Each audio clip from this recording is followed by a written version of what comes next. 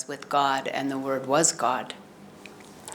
And as we know, the Word, from the biblical sense, is cosmic sound, is divine vibration, and everything that the divine brought into manifestation was brought into manifestation through that vibration of Om, that cosmic sound.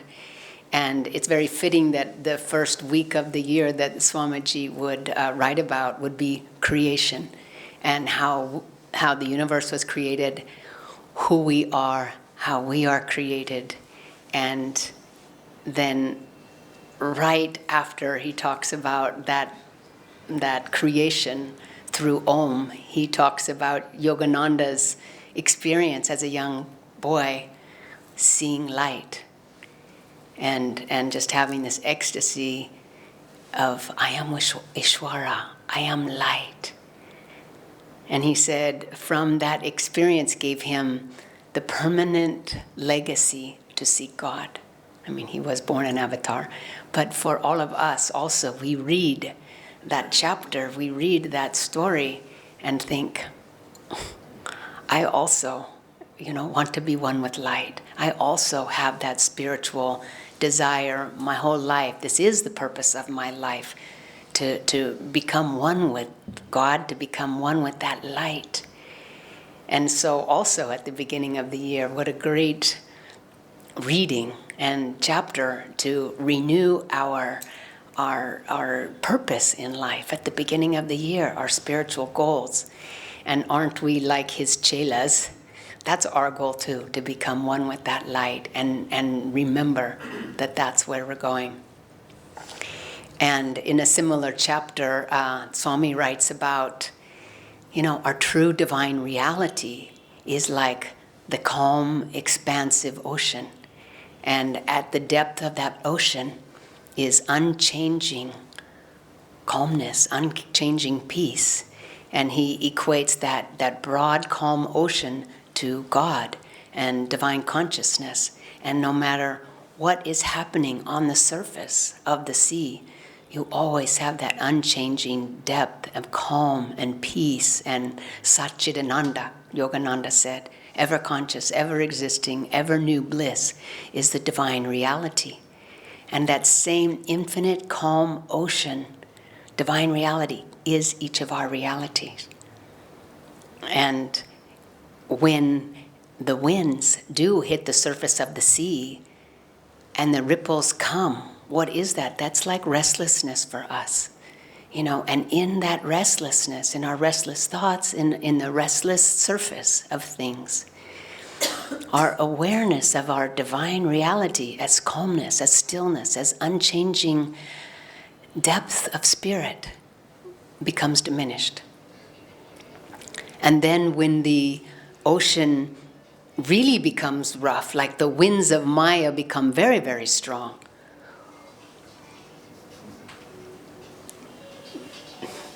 when those winds of Maya become very strong and things start to pull us outwardly, we forget completely who we are. We forget we're that still, quiet ocean deep, and we're just distracted, like, oh wow, this wave is so important, let me follow it. And so it's just really a matter of forgetting. Of course we're that still, calm, unchanging depth of peace and bliss. And when we meditate, we can tune into that. Yes, I am peace. Yes, I am inner joy. Yes, I am calmness.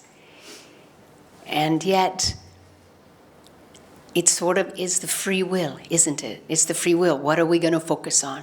Am I going to focus on my divine reality of being unchanging calmness and depth and spirit and Satchidananda and bliss? Or am I going to focus on all these waves that are happening? Really, it's where we put our attention. And so as the waves are, what are we taught in this world? When we have this matter consciousness, we're taught, no, the waves are much more important. The worldly things that we can get from the waves are much more important than the unchanging stillness. Let's focus on the waves. And so then we try to become bigger waves, prouder waves, more successful waves. And every time we assert the fact that I can live on my own power. I'm separate from this ocean of unchanging bliss. Then we separate ourselves from the power that will give us the success and the peace that we're looking for. Everything that we're seeking is actually found in the ocean depths. But Maya has us so confused that we think we're going to find everything we're looking for amongst the waves, and actually making ourselves a bigger wave and separating ourselves even further from the calm ocean deep. And so it's our awareness. Our awareness becomes just so diminished if we allow ourselves to be so distracted by Maya. And how does she do that? So many times through emotions. We get angry at something. And as soon as we get angry, it's sort of we forgot about the whole, we are one with the ocean, and we're just thinking about the subject of our anger. And we just become that emotion flows through us, and we lose all sense of who we really are. Or sadness, depression, I am alone. I don't have this, I can't achieve this. And we just separate ourselves and we lose all sense of power, because if we can attune with all that is, we can receive bounty from the universe. We have intuition. We have divine guidance. We have a wisdom that comes with merging our consciousness with everyone's consciousness, with the consciousness of infinite wisdom. And so, are we attuning ourselves in Swami Kriyananda's Festival of Light? Remember, he sends out the little bird, and he says, be fruitful with the gifts we have given you. Multiply them and share everything that you have with others. And that's how God sent us out. And remember that you are a part of all that is. And yet, what does the bird do? The bird goes off on his own and says, what else is wisdom but to keep what is mine for myself? And then he runs into trouble. Remember, little bird, he can't fly anymore, he's in a storm. But as soon as he gives up the thought that he is flying with his own power, suddenly the winds of universal oneness can lift his wings and he can fly. And he says, where is that source of strength? And the wind and the breeze and the ocean and the night sky all says, it's always been within you. So I think this time of year, we need to really etch in our consciousness. What is our spiritual goal? What is the purpose of this life? Because we seem to forget again and again, but at the beginning of the year is a good time to remember. We're 1 year older also. This lifetime slips away quickly. What is the purpose of my life? And they come to tell us also. Their lives are examples. They leave us their words. They leave us their vibration. The masters come. God incarnates to show us what to do. And Yogananda left his words in the Autobiography of a Yogi. And one reading of that, and Swami Kriyananda, as a 22-year-old, completely changed the course of his life. And in 5 days was sitting at Yogananda's feet saying, I want to be your disciple. And Yogananda said, did you read my book? And he said, yes, that's why I have come. And Yogananda said, it's because I have my vibrations in it. That Om vibration, the masters can leave their vibration wherever they choose. And it's wherever they've been, and their consciousness is eternal. The Autobiography was released in 1946. That vibration is still so powerful. It's still one of the top-selling spiritual books of all time. How many people has it influenced? Did it influence us? So it's also like when we sing in the choir, we know if our notes are matching or not. We can hear it. If they're not matching, it sounds a little inharmonious. But when they're matching, suddenly there's a power there. There's a merging of vibration when we match our notes. And that's what Yogananda said. Attune yourself to me. Match my vibration. Get into my vibration. Look into my eyes. Read my book. Listen to my words. Attune yourself to my consciousness, to my vibration. And if we attune ourselves, our vibrations can merge, and he can change us. They can all change us.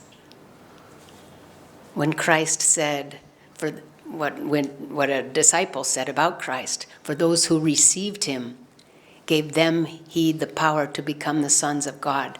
How do they receive him? They merge their vibration. They did all the things that the masters tell us to do. Kriya Yoga, chant, japa, devotion, seva, satsang. All these things do. These methods just help you to attune your vibration so that you can merge.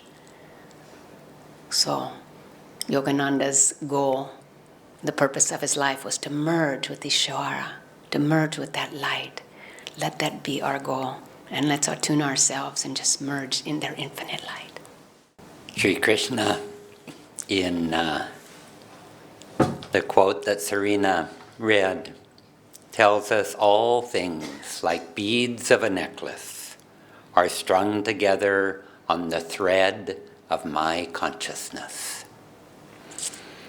And Krishna goes on to make this majestic statement. I am the fluidity of waters. I am the light of the moon and sun. I am the Om in the Vedas. I am the silent roar of cosmic sound in the ether. I am the manhood in man. I am the wholesome fragrance of earth. I am the radiance of fire. I am the life of every creature. In holy ascetics, I am their austerity. Know me to be the seed of all creatures. I am intelligence in the discerning. In those who are glorious, I am their glory. And this divine consciousness that we're talking about is the life and the essence of all things. And Krishna tells us here that we can choose. We can choose to identify with the differences of all the individual beads. Or we can choose to identify with the divine thread that unites them all. That is eternal and gives our life meaning.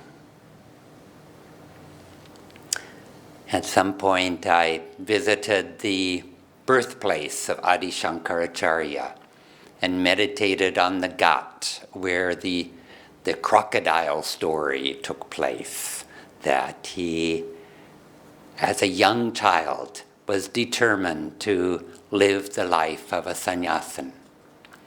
And one day he allowed a crocodile to seize him, and he shouted to his mother, "If you don't let me go to the Himalayas, I'll let the crocodile eat me." So what choice did she have? And reason and logic would support the mother's thinking. She thought, well, now you need to stay home and grow up, have a wife, have a job, have family duties, take care of me in my old age. And she was looking at each individual bead, and each represented a legitimate need. But Shankara was looking at the thread, connecting all the beads, and that he knew that if he didn't give himself to a spiritual search, then none of these activities in life would give him lasting happiness. And God may not ask all of us to renounce outwardly like Shankara, but he does ask us to inwardly renounce the attachment to the gifts that he's given us. As Yoganandaji said, enjoy everything in life, but enjoy it with the joy of God. He's given us everything we need to fulfill our dharma, to work out our karma, But none of it quite works until we make God our main focus. Without that, it's such a delicate balance to juggle all the aspects of life. It takes just one thing to upset that balance. The loss of a dear one. The loss of certain business plans. And someone disappoints us, and that whole house of cards can come crashing down.